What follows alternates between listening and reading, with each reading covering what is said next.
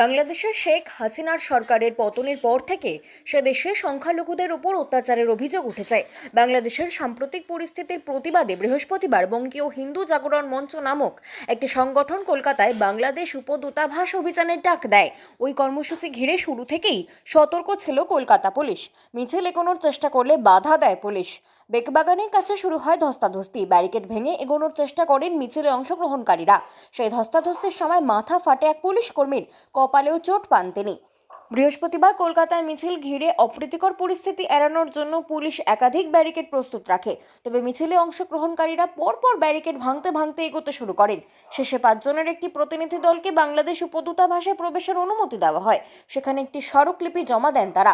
বাংলাদেশ উপদূতাবাস থেকে বেরিয়ে মিছিলে অংশগ্রহণকারীরা জানান, তারা চিন্ময়ের নিঃশর্ত মুক্তির দাবি জানিয়েছেন।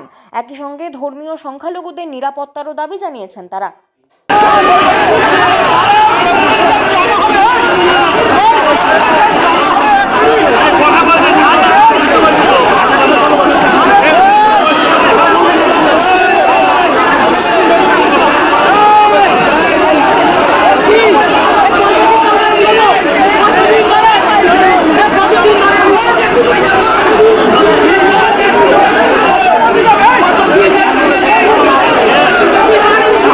বাংলা খবর, আপনার রাজনীতি, আপনার আওয়াজ।